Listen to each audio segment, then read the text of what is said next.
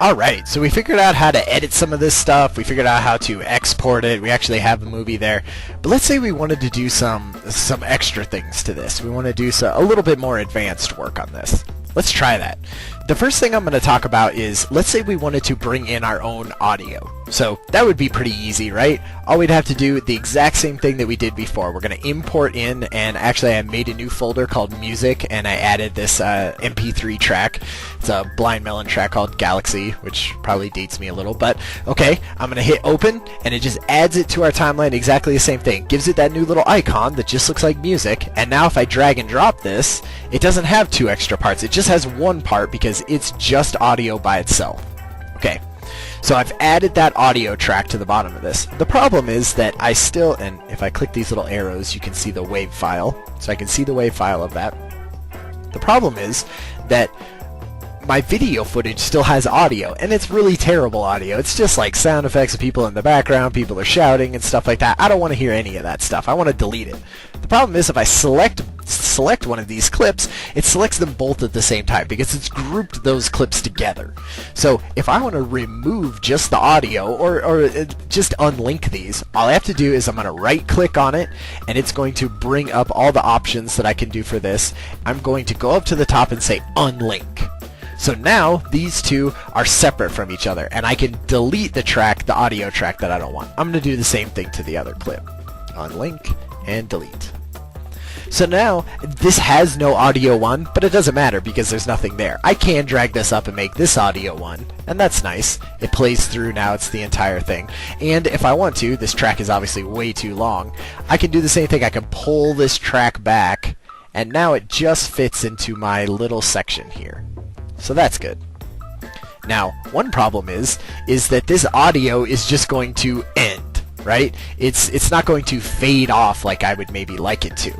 So what I would like it to do is be heavy, and then as it gets to the end, just fade off to nothing. So you see this yellow line in the middle here in the audio track?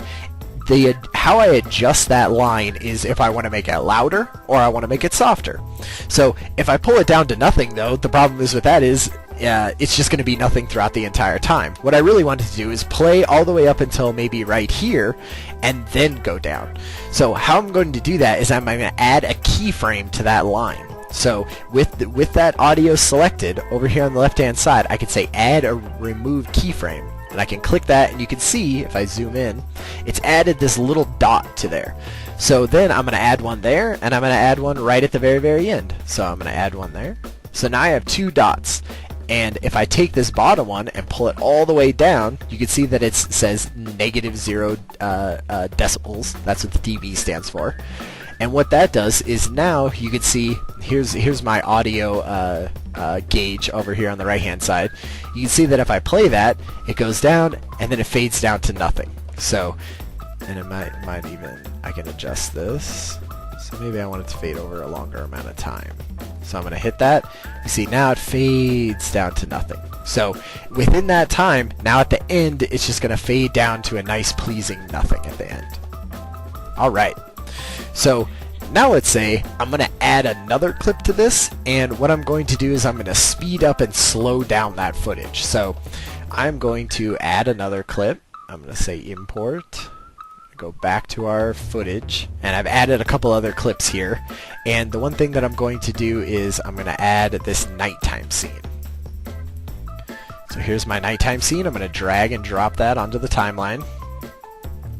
And what that is, I'm going to zoom out, is that's a clip of these the nighttime version of this. That's pretty cool, right? And it's all the balloons all together, and they're lighting up, and it's all fire. So what I'm going to do is I don't want the audio for this either, so I'm going to unlink that, delete it. And what I want is I'm going to take a certain portion of this clip, and I'm going to slow it down so that it's really dramatic.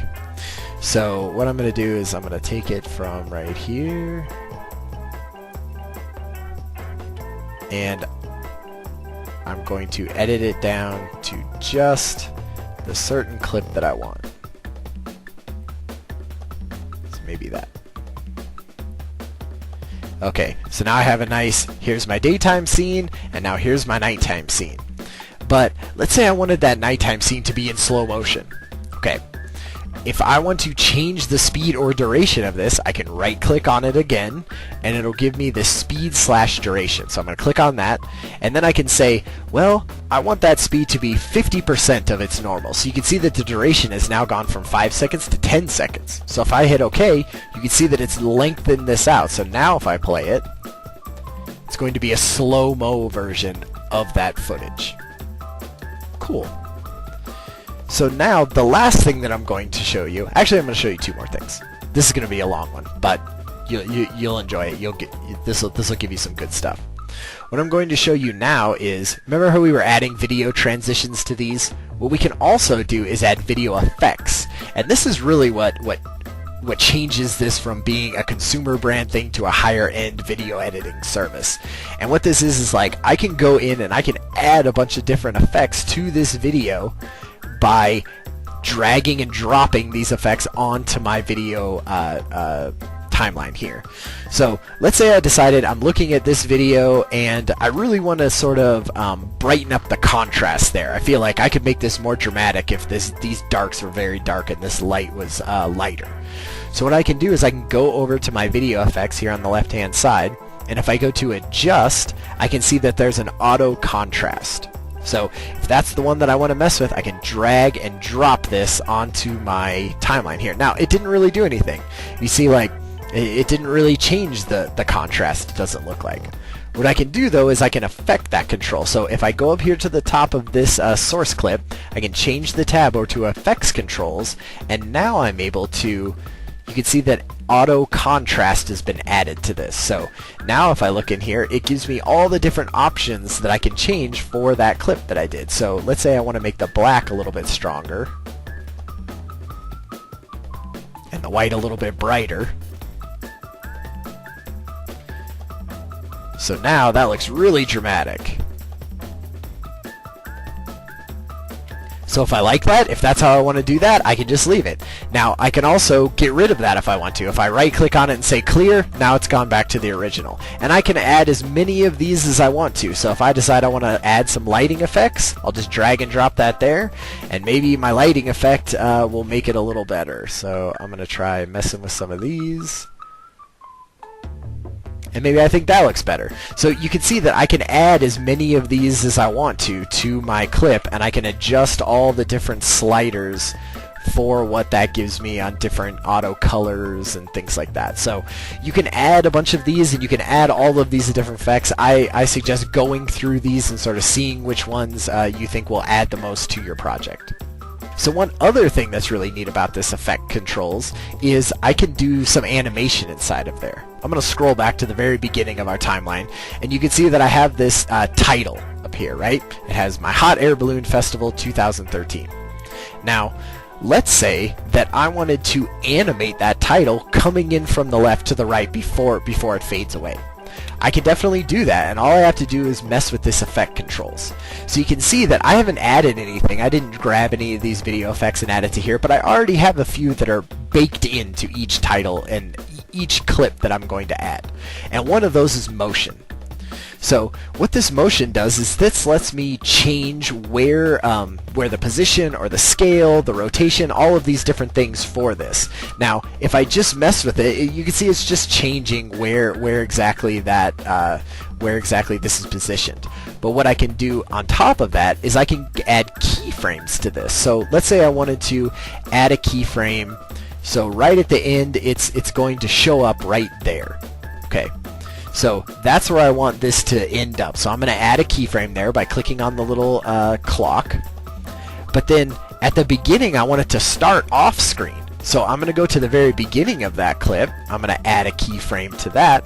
And I'm going to move this by just clicking and dragging there and drag this off screen so that the number gets lower. Okay, so now it's off screen. So you can see now it's going to animate that onto the canvas by just moving between those keyframes. So I can do that. I can add it so it flies in. Maybe also too I want it to rotate a little. So I'm going to add a rotation keyframe. So I'll add a keyframe there. And maybe by the time it gets here, I want it to be right side up.